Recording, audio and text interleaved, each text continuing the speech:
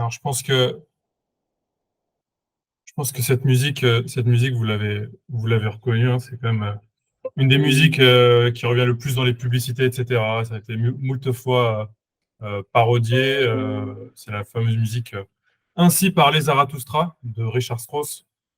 J'ai l'impression qu'on est sur Arte là actuellement, mais bon. Si vous voulez réagir à n'importe quel moment, n'hésitez pas évidemment à réagir.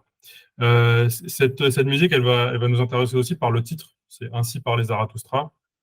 Je ne sais pas s'il y en a qui se sont intéressés de près ou de loin. C'est une œuvre très connue philosophique de Nietzsche, euh, et dans laquelle il y a la fameuse phrase, pour rappel, hein, c'est la fameuse phrase qui a créé un petit basculement idéologique. C'est là où il dit Dieu est mort. Voilà, c'est dans ce livre en fait qu'apparaît cette fameuse phrase.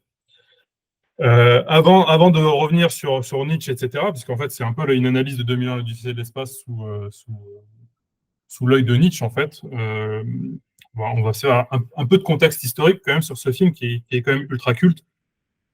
On va dire qu'il est data culte, hein, restons sur les termes qu'on utilise, parce que c'est ça qui va nous intéresser. Sur le contexte, c'est que le film est sorti en 68, déjà, premièrement. Je rappelle que le cinéma, à l'époque, n'a même pas un siècle. Voilà, c'est un médium qui est très jeune. On oublie, hein, le cinéma, c'est né à peine au début du fin 19e, début 20e. Donc c'est quand même un médium qui est relativement jeune. Sur l'intelligence artificielle, je vous rappelle, le film sorti en 68, on l'a peut-être vu avec les bleus, je ne sais pas si avec les verts on l'avait vu ou pas, mais le terme d'IA est né officiellement en 1956 lors de la conférence de Dartmouth. Donc c'est au tout début de l'IA, donc vous voyez qu'on est baigné par cet univers-là. Et par rapport à Kubrick, évidemment, un réalisateur culte, hein, je ne vais pas refaire toute sa filmographie. Le film qu'il avait réalisé avant, c'était Docteur Folamour, qui est un film très intéressant. C'était son dernier film en noir et blanc, et 2001 est son premier film en couleur. Je vous invite à regarder Docteur Folamour parce que c'est très intéressant. C'est sur l'époque entre la guerre froide, la bombe nucléaire. On est dans une ambiance où on ne sait pas si on va se prendre une bombe nucléaire par les Russes ou par les Américains. Donc tout le monde est hyper stressé par cette histoire, mais lui, il arrive à raconter cette histoire d'un point de vue totalement comique dans ce film. Et l'autre personnage important par rapport à ce film, c'est Arthur C. Clarke, qui est un grand auteur de science-fiction, en fait. Et en fait, les deux ont la paternité de la création de 2001, l'Odyssée de l'espace. Les deux, en fait, ont développé l'histoire ensemble. Arthur C. Clarke, au même moment où Kubrick écrivait le scénario, Arthur C. Clarke écrivait un roman là-dessus. Et Kubrick, lui, a écrit, en l'occurrence, 2001, l'Odyssée de l'espace. Et, entre parenthèses, Arthur C. Clarke, il est aussi connu pour une phrase qui résonne encore aujourd'hui, avec tout ce qu'on voit avec l'IA, qui a été très utilisé depuis sur tout ce qui est scénario, etc., c'est qu'il avait dit justement que toute technologie suffisamment avancée est indiscernable de la magie. C'est quelque chose qu'on peut vivre dans certains côtés, c'est que au bout d'un moment, quand on est suffisamment avancé, qui aurait imaginé un jour qu'on volerait comme les oiseaux, qu'on irait sur la Lune, etc., etc. Ça aurait été imaginable à une certaine époque, et peut-être ce qui est impossible aujourd'hui, peut-être que on n'en sait rien, dans 100 ans, dans 1000 ans, ça sera totalement réalisable. Donc, pour rappel, on est quand même dans un contexte de guerre froide, contexte de course à l'espace, de conquête spatiale. Il y a deux blocs, hein, il y a le bloc à l'est et le bloc à l'ouest. Pour rappel, sur la course spatiale, en 1961, pas très éloigné du film, on a Yuri Gagarin qui est le premier homme dans l'espace, euh, donc du côté soviétique. En 1962, à peine un an plus tard, il y a le célèbre discours de Kennedy qui dit We choose to go to the moon. C'est lui qui va, alors que les États-Unis étaient un peu hésitants, qui comme ça lance l'élan de la course spatiale et qui dit voilà, on met un cap. Et l'idée, c'est qu'avant la décennie, qu'on aille sur la Lune. Et c'est là où il parle aussi de l'espace comme nouvelle frontière. Voilà, les Américains sont traversés par cette idée-là qu'en gros, eux, ils doivent pousser les frontières au plus loin. C'est toute leur histoire, de toute façon, c'est l'idée de pousser les frontières. Et il a parlé justement de l'espace. C'est resté comme la nouvelle frontière. Euh, Sur le film, pour revenir sur le film en lui-même, avant de se lancer sur le premier extrait, en quoi il est important, ce film, d'un point de vue culturel, c'est que le film, il a déjà d'un point de vue technique, il a révolutionné les effets spéciaux. C'est George Lucas lui-même qui a dit que sans 2001, il n'y aurait pas eu de Star Wars, en fait. Il a vraiment révolutionné tout ce qui est effets spéciaux, et c'est tout le paradoxe. Le seul Oscar qui a gagné Kubrick, c'est celui des meilleurs effets spéciaux. Il a gagné aucun autre Oscar à part celui-ci, c'était sur 2001, l'Odyssée de l'espace. Donc en fait, voilà, il a créé toute une génération qui s'est intéressée aux effets spéciaux. Donc ça a été vraiment, on en discutera sur certains points par la suite. Il a révolutionné la mise en scène à bien des égards. Et surtout, d'un point de vue histoire de science-fiction, etc., il a voulu pousser le réalisme au maximum. C'est-à-dire qu'en gros, il s'est entouré, par exemple, de conseillers de la NASA pour créer les vaisseaux spatiaux. Il a été conseillé par des chercheurs en IA aussi. Euh, donc voilà, il a voulu comme ça se créer un cadre beaucoup plus réaliste que la science-fiction de l'époque, qui était totalement un peu, à l'époque juste avant Kubrick, qui était totalement fantaisiste, avec des robots fantaisistes, des trucs un peu à la Flash Gordon. Je ne sais pas s'il y a des gens qui connaissent un peu Flash Gordon. C'était un peu kitsch, en l'occurrence, sur tout ce qui était science-fiction à l'époque. Et pour rappel, entre parenthèses, Kubrick s'est toujours intéressé à l'intelligence artificielle. Ceux qui ont regardé le film AI, Intelligence artificielle, qui a été réalisé plus tard par Spielberg, en fait, c'était Kubrick qui devait le réaliser à l'origine, et Spielberg, après le décès de Kubrick, l'a réalisé euh, en hommage à son ami, en fait, à son ami décédé. Euh, donc pour rappel sur l'influence, je sais que c'est une longue introduction, mais c'est important, c'est juste pour vous contextualiser. Voilà, il a influencé Star Wars. Pour plus proche de vous, Interstellar de Nolan, c'est vraiment, voilà, si un jour vous vous matez à 2001 l'Odyssée de l'espace, vous allez comprendre à quel point Interstellar est un hommage en fait à 2001 l'Odyssée de l'espace à bien des égards. Il a influencé de façon plus hop. Hello Soledad, on a déjà commencé, désolé. Euh, il a influencé Wall-E, donc voilà, pour avoir un côté un peu plus léger. Vous allez voir sur ce début de scène, ceux qui ont regardé le film Barbie, il y a eu un hommage, apparemment, moi j'ai pas vu Barbie, mais j'ai vu qu'il y a eu des séquences là-dessus. Il y a eu des hommages de 2001 le titre d'espace. Donc vous voyez, jusqu'à aujourd'hui, sur le dernier phénomène cinéma avec Oppenheimer, il a influencé Barbie là-dessus. Euh, Ensuite, voilà, je veux juste te dire quelques mots. Il y a aussi des petits trucs négatifs à dire là-dessus. Je veux le dire quand même un peu. C'est qu'il est très contemplatif, le film. Voilà, c'est pas selon les standards d'aujourd'hui où il faut que ça explose tout et que ça aille vite, etc. Donc ça, je vous le dis, il peut être un peu long. Il a été fait intentionnellement comme ça. Il est assez froid. Il n'y a pas beaucoup d'émotions humaines, et c'est tout le paradoxe. On va le voir à la fin, c'est que finalement, l'attachement qu'on a le plus, au final, c'est envers l'intelligence artificielle du film. Ça a été quand même un gros succès, en fait, en France, paradoxalement. Je ne sais pas si vous vous rendez compte, à l'époque, il a fait 3,2 millions de spectateurs en France. Ça a été un succès aussi aux États-Unis. Et par contre, ça a été évidemment la critique l'a descendu. Il n'a pas du tout été compris à l'époque. Donc, comme d'habitude, souvent, on voit que la critique est pas du tout avant-gardiste, en l'occurrence. Et je finis juste sur un point sur le côté réalisme. C'est que il a imaginé des choses qui sont tombées justes. Bon, je ne vais pas remontrer tous les extraits, vous allez le voir par la suite. Il a fait un peu de prospective. Il imagine en 69 déjà euh, Skype, en fait, tout simplement, là, ce qu'on utilise Skype, c'est un peu l'histoire ancienne, mais tout ce qui est vidéo, tout ce qu'on fait aujourd'hui entre nous, il s'est déjà imaginé à l'époque. Donc, il y a un côté très prospectiviste. Et toujours sur le réalisme, voilà, c'est quelqu'un qui était vraiment perfectionniste et jusqu'au boutiste. Tout ce qui se passe dans l'espace, vous savez que le son, il a besoin d'un support pour se propager. Là, quand on discute, il faut un support. Le support, en l'occurrence, c'est l'air. Le son, c'est une vibration dans l'air, en l'occurrence. Dans l'espace, il n'y a pas d'air. En fait, l'espace est vide. Globalement, il est vide. Et donc, le son ne peut pas se propager dans l'espace. C'est pour ça que lui, justement, il a décidé de jouer le côté hyper réaliste. Donc, sur la première vidéo, donc tu n'étais pas là, en l'occurrence, Soledad, donc je le rappelle, c'était la musique avec Richard Strauss. C'est vraiment la musique de la conquête de l'esprit humain qui a été réutilisée de multiples fois. C'est la musique qui s'appelle Ainsi parlait Zarathustra euh, composé par Richard Strauss, en référence à Nietzsche. Et juste, je vous dis juste avant de lancer le premier extrait, enfin le deuxième extrait en l'occurrence, que voilà, il y a une obsession de Nietzsche, pardon, de Kubrick, vers la symétrie. Il y a beaucoup de symétrie dans toute sa filmographie, et surtout avec la perspective avec un seul point de fuite. Voilà, c'est quelque chose qu'on retrouve beaucoup dans sa filmographie, pour que vous ayez un peu ça en tête. Avant de lancer cet extrait, avec cette introduction qui était un poil longue, euh, sachez que le film, globalement, est coupé en trois grandes parties. La première partie, c'est l'origine de l'humanité.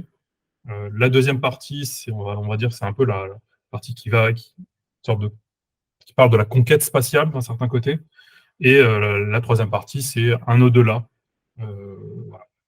Donc, je vous lance cette première partie. Comme vous le voyez, elle s'appelle l'origine de l'humanité. Et on en discute par la suite.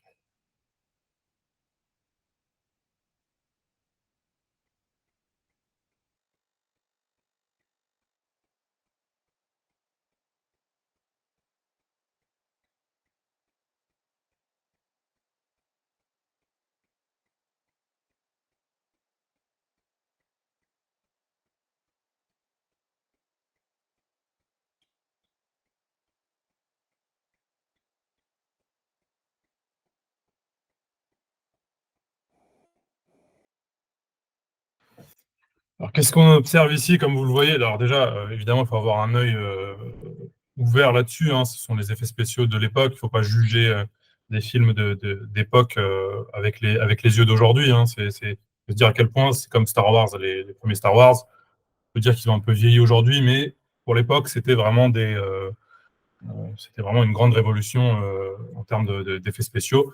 Là, pareil, sur les déguisements, on peut dire, oh, est-ce que ça n'a pas un peu vieilli, etc. Mais quoi qu'il en soit, voilà. Pour l'époque, c'était quand même quelque chose. Qu'est-ce qu'on observe ici? En fait, vous comprenez, c'est la proto-humanité, donc c'est à peu près en fait, c'est un peu des australopithèques. Bon, déjà, c'est assez révolutionnaire pour le cinéma américain de proposer ça, alors qu'ils sont tous en grande majorité créationnistes. Bon, peu importe, ce n'est pas le sujet en l'occurrence. Euh, et déjà de proposer ce sujet, c'est déjà quelque chose. Et en fait, on est sur le début de la proto-humanité et on est à une ère, voilà, dans ce cœur africain où la proto-humanité est encore végétarienne déjà, vous voyez. Elle ne fait que survivre, elle n'est que passive face à la nature, elle est constamment en danger. On le voit avec ce léopard qui apparaît à un moment qui attaque. Donc elle est constamment mise en danger et elle vit comme n'importe quelle autre espèce. Vous voyez, je crois que je ne sais pas c'est quoi l'espèce, mais on dirait une sorte de petit sanglier. Peut-être que vous avez le terme exact. Je ne pense pas que ce soit un sanglier, mais on dirait un sanglier. Donc, voilà. Elle vit parmi les autres animaux. Voilà, il n'y a rien qui la distingue, en l'occurrence, des autres animaux. Ça, c'est la première phase. La deuxième phase qu'on voit, c'est que euh, on observe quand même une sorte de proto-guerre qui se crée finalement entre deux tribus d'Australopithèques. Il y a une tribu 1 et une tribu 2. Ça raconte encore une fois beaucoup de choses sur ce qu'on vit aujourd'hui. Une guerre de territoire qui se crée pour des ressources. Encore une fois, la ressource ici est l'eau. Si ça peut résonner en vous avec tout ce qu'on a vécu en termes géopolitiques depuis quelques années, bah, tant mieux. Et bah, c'est un peu ce qu'on observe. Voilà, déjà à l'époque, des guerres entre tribus. Euh, qui se créent pour des ressources, et sachant que aucune de ces tribus n'a un avantage sur l'autre. Donc vraiment, c'est ce qu'il faut retenir, parce qu'on en reparlera par la suite, c'est cette première phase de l'humanité totalement passive par rapport à la nature et totalement dépendante des conditions climatiques, etc., etc. Sa seule façon de manger, c'est de cueillir ce qu'il y a autour d'elle, sans plus.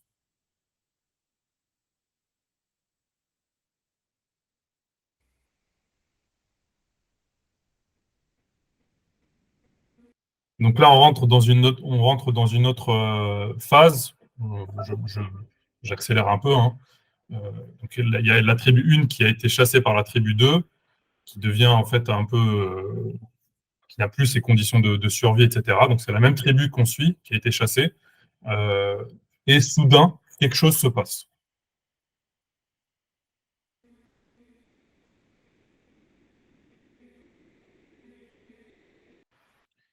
Je m'arrête sur ce plan qui est aussi assez emblématique. Vous voyez qu'on est sur un plan justement en contre, pas que je fasse d'erreur, donc en contre-plongée, donc par le bas, la caméra est placée par le bas.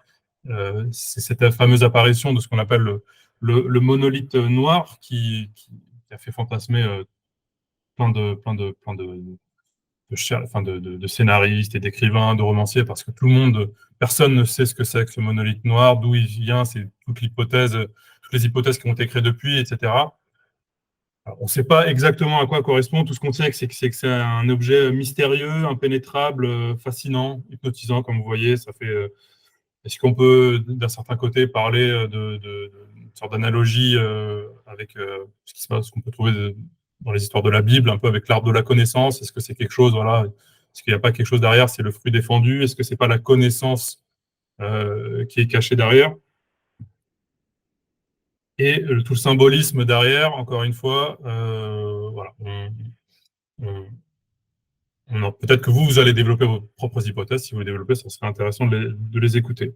Ce qu'on sait, c'est que vous voyez que ça attire l'attention de cette tribu A qui a été virée, chassée par l'autre tribu, qui touche ce monolithe.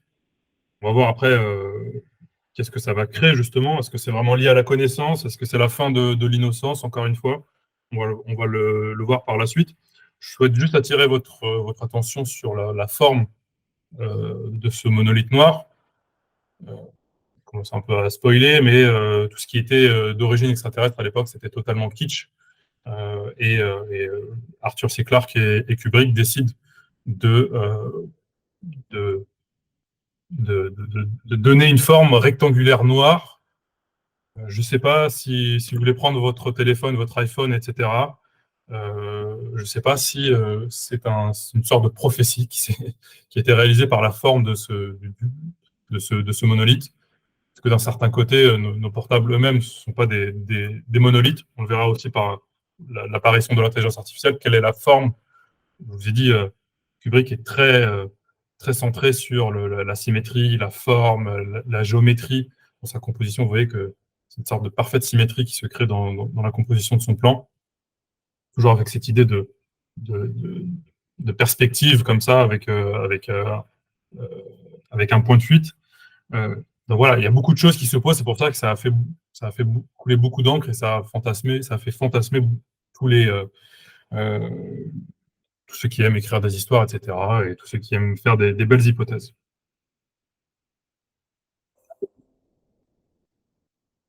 Quelques instants plus tard, justement, un individu de la même tribu. Et donc là, on vient d'assister à peut-être le moment le plus important symbolisé dans le film, évidemment, de toute l'histoire de l'humanité. Vous voyez à bien des égards, c'est l'invention de l'outil. Euh, c'est ça qui, j'en avais parlé aussi dans le cours sur la programmation, c'est que c'est un peu l'outil qui a fait l'homme d'un certain point de vue, en fait. Comment l'outil a permis, en fait, la propulsion de l'espèce humaine, qui nous a donné comme ça un avantage par rapport aux autres espèces, dans le sens où, que ce soit les peaux de bêtes ou que ce soit, etc., ce sont des outils pour augmenter nos fragilités. Voilà, on n'a pas des armes, on n'est pas armé comme les autres animaux, que ce soit en termes de griffes, de musculature, etc.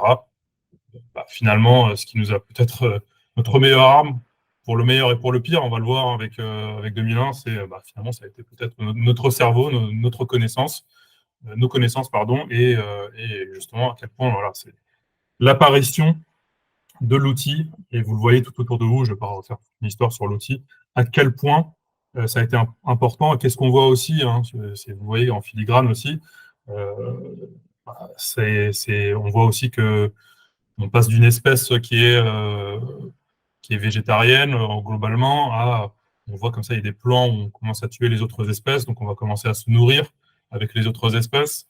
Euh, et on le verra aussi dans l'œuvre de 2001, c'est que le meurtre, c'est un peu de l'anthropologie hein, d'un certain point de vue, le meurtre c'est le paradoxe à propulser l'histoire humaine. Voilà. Du point de vue, en tout cas, de 2001, l'Odyssée de l'espace, et que la violence, euh, c'est d'un certain point de vue, en tout cas du point de vue de 2001, euh, bah, ça a propulsé l'espèce humaine. Je ne dis rien là-dessus, c'est ce que peut signifier le film en l'occurrence. Vous pouvez réagir, hein, évidemment, si vous avez des questions, vous pouvez réagir à n'importe quel moment.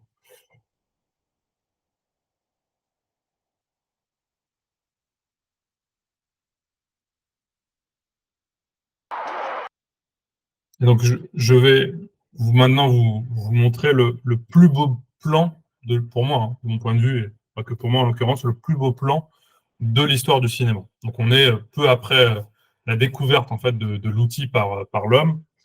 Et rappelez-vous qu'il y a une tribu qui a été chassée par l'autre. Et maintenant, il y a la tribu A qui a touché le monolithe noir, a acquis la connaissance. C'est la fin de, je vous ai dit, c'est la fin de la naïveté, la fin de l'inconscience, etc., etc., de l'insouciance en l'occurrence. Euh, et elle a acquis ce savoir. Elle a un avantage maintenant par rapport à l'autre tribu. On va voir en quoi pourquoi ce plan-là qui va arriver à un moment ici, là, est un des plus beaux plans de l'histoire du cinéma et à quel point il est fort symboliquement.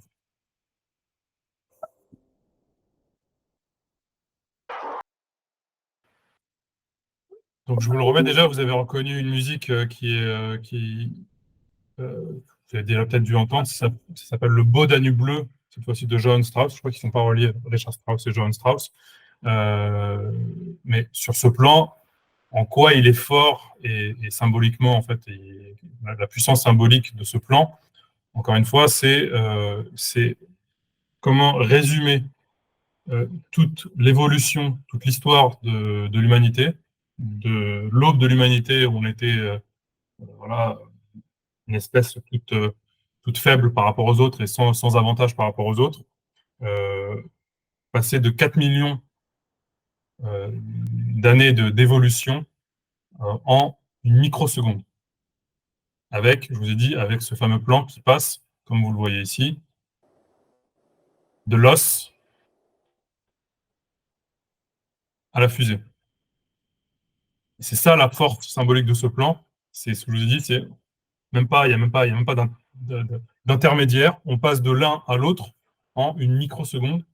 Et c'est en ça que c'est un des plus beaux plans de l'histoire du cinéma, en l'occurrence. Parce que par la charge symbolique, par le côté malin, en fait, qui a été pensé, etc., c'est d'une force incroyable. Par la suite, ce qui se passe, c'est, je vous ai dit, donc on a évidemment sauté 4 millions d'années plus tard. On est vers les années 99 à l'époque dans l'histoire du film. Donc vous voyez que déjà, nous, on est un peu en retard, on n'en est pas à ce niveau-là. Il y a la Station spatiale internationale, etc. Mais l'espèce humaine est déjà une espèce qui s'est développée d'un point de vue spatial. Il y a une station spatiale qui est en construction et c'est accompagné de la fameuse musique Le Beau Danube bleu qui crée comme ça une sorte de valse de l'espace quand on voit la réalisation, la mise en scène, etc., comment tout tourne et tout.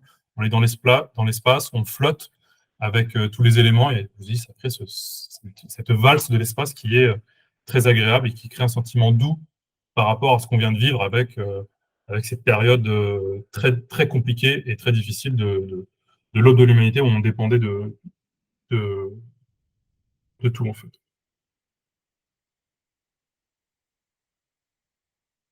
Là, je vais sauter dans l'histoire du film. Donc, je vais passer à une autre séquence. Mais pour que vous compreniez le contexte est que on est dans la deuxième phase de l'histoire. Euh, donc, je vous rappelle, donc, dans l'histoire du film, en l'occurrence, les hommes sont allés sur la Lune. Voilà, on est déjà sur la Lune. On est, je vous rappelle, un an avant que les Américains aillent vraiment sur la Lune. Euh, et je vous rappelle aussi qu'il y a plein de théories conspirationnistes qui disent que c'est Kubrick, tellement c'était super bien réalisé, que c'est Kubrick qui a filmé l'alunissage américain. Donc, ça, c'est pour le folklore qui va avec. Euh, et dans l'histoire, quand ils vont sur la Lune, ils découvrent un second monolithe placé sur la Lune, donc le gros bloc noir. Euh, et donc, il y a toute une mission qui va vers ce monolithe noir. Euh, et quand ils le touchent, le monolithe émet un signal euh, qui donne une sorte de direction vers Jupiter. Et donc l'humanité est très intéressée par voilà, pourquoi il y a ce monolithe qui apparaît, pourquoi il est là, pourquoi il a été placé là, qui l'a placé là, c'est toute la question aussi, qui a placé ce monolithe. Et donc on envoie une mission vers Jupiter avec bah, les deux astronautes qu'on va avoir et il n'y a que eux deux dans l'appareil, sachant qu'à côté d'eux, il y a des gens qui sont en cryogénisation. Vous voyez qu'on est déjà un peu dans les lieux communs de la science-fiction, voilà, qui sont endormis et eux restent réveillés le temps du voyage, parce que c'est un voyage qui est très long entre la Terre jusqu'à Jupiter.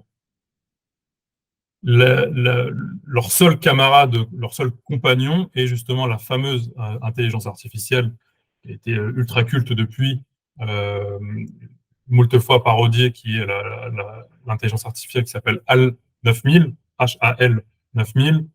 Beaucoup ont supposé que en fait, HAL 9000, ça vient des lettres de IBM. Si on décale les lettres, c'était juste pour dire que c'était en lien avec IBM. Les auteurs ont toujours clamé que c'était pas exact, ça veut dire autre chose. Vous allez voir, cette fameuse intelligence artificielle, c'est une intelligence artificielle qu'on a vendue aux humains qui est parfaite, qui dit qu'elle ne fait pas d'erreur. Euh, on pourra se poser des questions avec ce qu'on vit aujourd'hui, avec ChatGPT, etc. Euh, et donc, elle est censée supporter les humains pendant leur voyage. On en arrive à cet extrait-là. D'ailleurs, sur tout le côté réaliste, sachez qu'ils sont dans une fusée, en fait, dans laquelle il y a une roue qui tourne justement. Et en fait, pourquoi il y a une roue qui tourne? Parce que c'est un concept réel. Vous savez que quand on est dans l'espace, il n'y a pas de gravité. On est en apesanteur. Et donc, pour simuler une gravité, c'est juste pour vous dire à quel point il a poussé le réalisme jusqu'au bout. Le moyen de simuler une gravité, c'est de faire tourner une roue, pardon, et de créer en fait une force centrifuge qui nous permet de rester collé au sol. Et donc, c'est pour ça qu'en fait, eux, ils sont collés au sol, mais dans la réalité, ils ne le seraient pas. Mais Kubrick, lui, a pensé à cette histoire-là. En fait, ils sont dans une roue qui tourne, en fait, à la même vitesse que la vitesse de rotation de la Terre, en fait. Donc, je vous lance ce petit extrait et on en rediscute par la suite.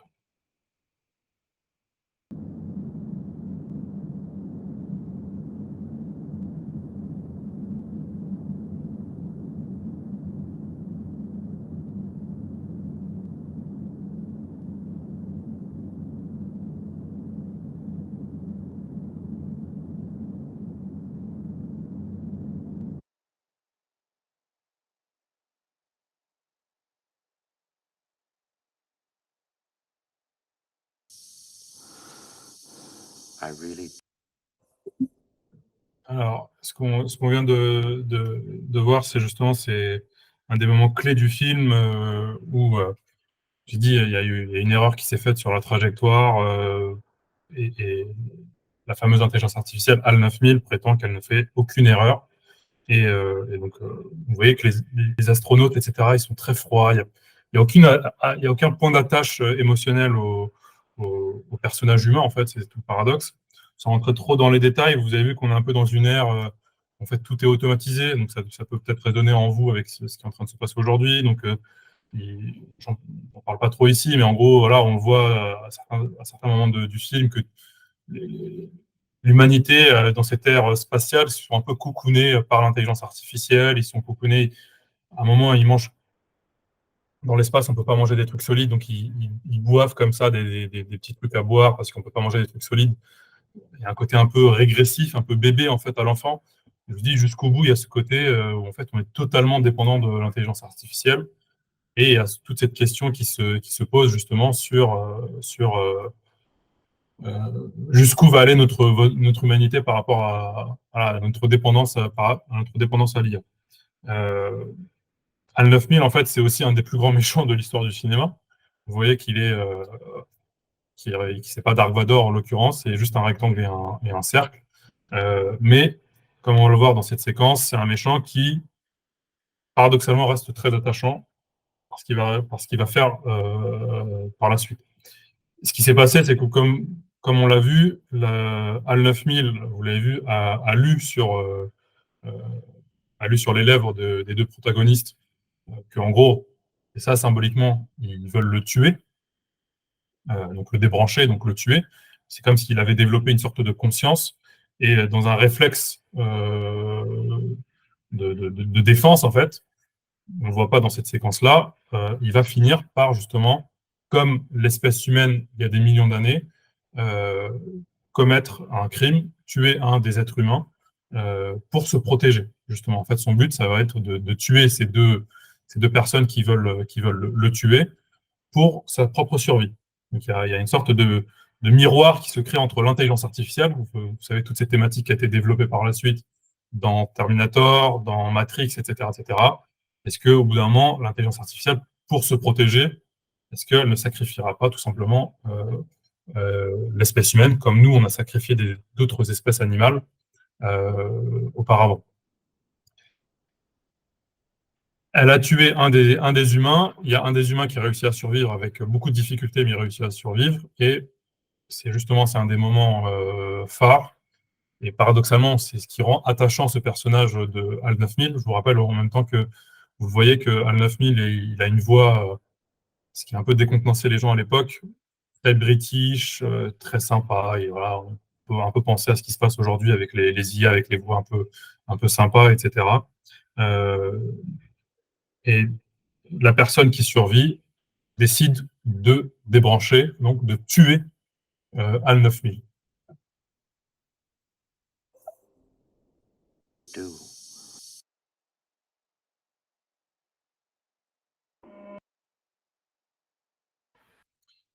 ne sais pas si vous avez peut-être ressenti ou pas des choses, mais en fait, c'est ça qui est un peu paradoxal, c'est que on revient à une ère, en fait, l'humain, en fait, pour se libérer, encore une fois, d'une intelligence artificielle, il va réutiliser, enfin, un ennemi mortel, il utilise le plus simple des outils, finalement, qui est transformé en arme fatale pour Al 9000, qui est un simple tournevis, en l'occurrence. Ça, c'est ce qu'on voit symboliquement. Il y a plein d'hypothèses sur qu'est-ce que représente cette chambre rouge. Est-ce que ça représente pas d'un certain côté c'est une sorte de cerveau, en fait, et on voit qu'Al 9000, il perd au fur et à mesure ses capacités cognitives. Euh, Plusieurs fois, il le supplie, arrête, j'ai fait des erreurs, voilà, je sens que ça me fait du mal, etc. Il le répète plusieurs fois, I feel it, etc. C'est ça que c'est tout le côté paradoxal de ce personnage qui est juste un rectangle et un cercle, et Al 9000. Euh, il a voulu survivre face à l'humanité qui voulait l'éteindre et il a fini par, comme je vous ai dit, faire la même chose que les êtres humains pour se protéger. Et finalement, il a été justement assassiné par l'humanité. Il y a une suite évidemment au film. Le film n'est pas fini à ce moment-là. Toute la surprise se passe à la toute fin, donc je vous invite à continuer pour voir toute la surprise de fin. Et d'un certain côté, est-ce qu'on ne peut pas comprendre que l'humanité, c'est peut-être un symbole, c'est que l'humanité se libère d'un certain côté en se libérant de cette IA, elle s'est libérée de cette IA, elle s'est libérée bah, ce côté outil, etc., etc. Il y a plein de questions qui restent ouvertes et ça a été c'est volontairement resté ouvert. Je voulais revenir sur cette fameuse chanson que chante de façon assez émouvante Al 9000 à la toute fin, qui s'appelle Daisy. En fait, ça revient à notre histoire de l'intelligence artificielle parce que qu'est-ce que c'est que cette chanson que chante Al 9000? euh, En fait, dans l'histoire de l'IA en fait, et de l'informatique, c'est une chanson qui a été, c'est la première voix synthétique créée par les êtres humains en fait, avec une machine. Je vais vous la faire écouter un petit extrait qui a été reprise en référence, en hommage. Arthur C. Clarke avait écouté cette musique, il l'a réutilisée dans le film. Euh, C'était vraiment la première voix synthétique. Je crois que c'était dans les années 1951 ou quelque chose comme ça.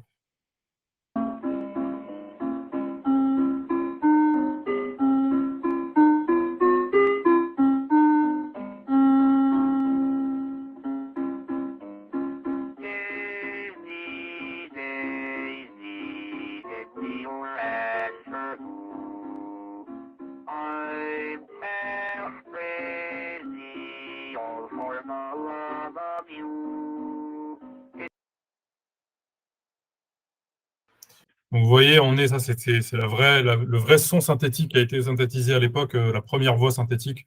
Vous voyez où est-ce qu'on en est aujourd'hui, avec tout ce qu'on voit avec ChatGPT, et les Sora, enfin tout ce qui se passe aujourd'hui.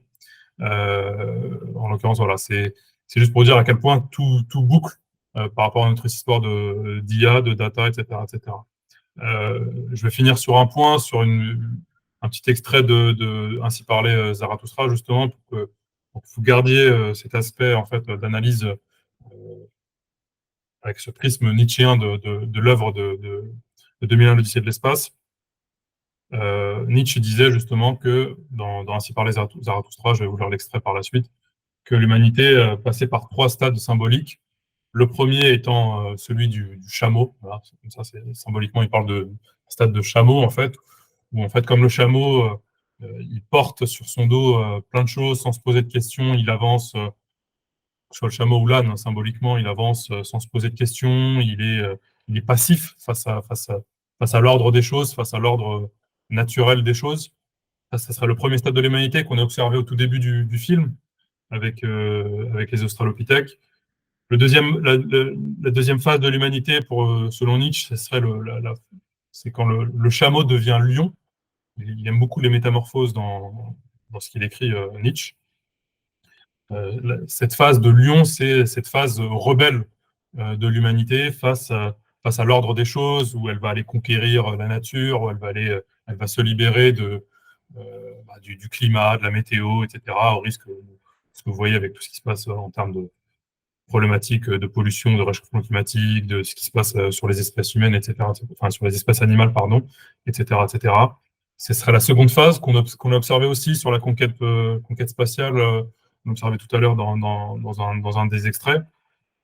Et selon Nietzsche, la phase ultime de l'humanité, qui arrive à son concept phare, il parle justement, après avoir été le chameau, après avoir été le lion, euh, il pense que l'humanité ira vers ce qu'il appelle le stade de l'enfant. Voilà, c'est assez.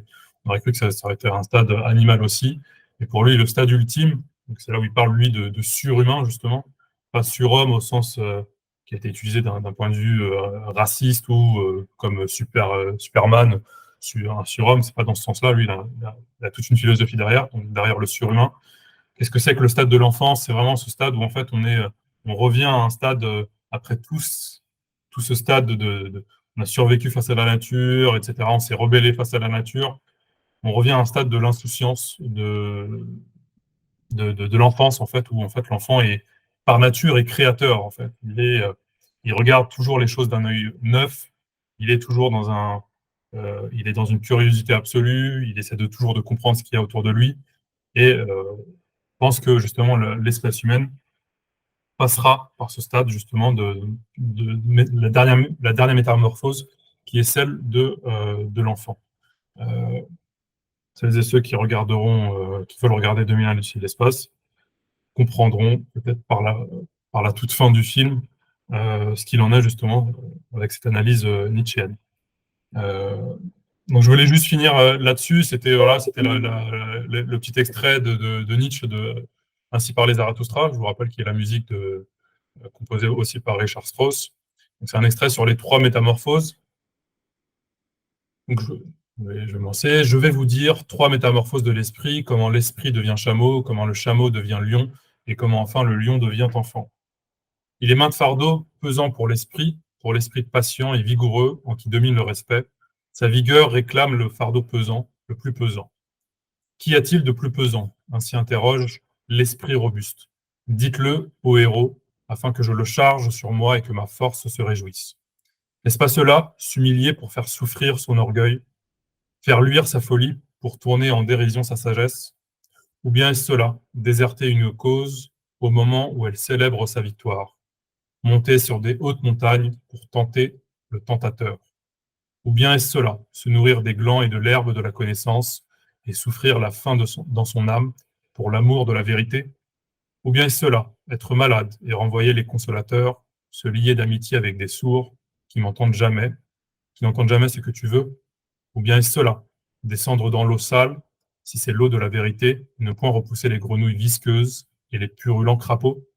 Ou bien est-ce cela, aimer qui nous méprise et tendre la main au fantôme lorsqu'il veut nous effrayer. L'esprit robuste charge sur lui tous ses fardeaux pesants, tel le chameau qui sitôt charge se hâte vers le désert, ainsi lui se hâte vers son désert. Mais au fond du désert, le plus solitaire, s'accomplit la seconde métamorphose. Ici, l'esprit devient lion, il veut conquérir la liberté et être maître de son propre désert. Il cherche ici son dernier maître, il veut être l'ennemi de ce maître, comme il est l'ennemi de son dernier dieu. Il veut lutter pour la victoire avec le grand dragon. Quel est le grand dragon que l'esprit ne veut plus appeler ni dieu ni maître? Tu dois, s'appelle le grand dragon, mais l'esprit du lion dit je veux.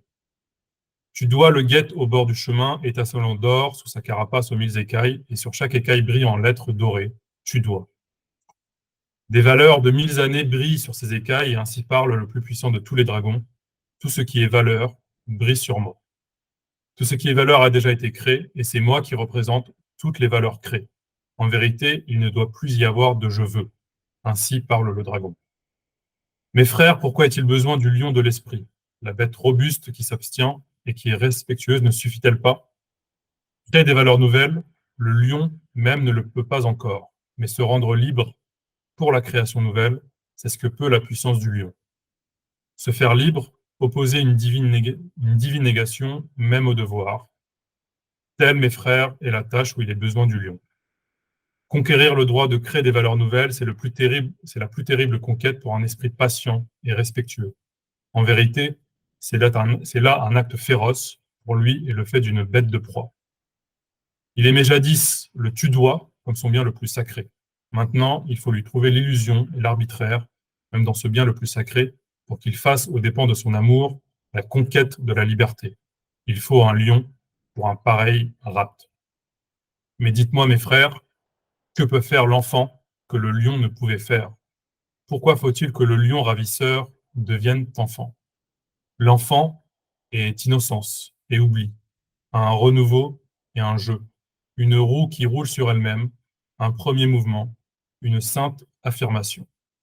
Oui, pour le jeu divin de la création, mes frères, il faut une sainte affirmation. L'esprit veut maintenant sa propre volonté, celui qui a perdu le monde veut gagner son propre monde. Je vous ai nommé 3 métamorphoses de l'esprit, comment l'esprit devient chameau, comment l'esprit devient lion, et comment enfin le lion devient enfant.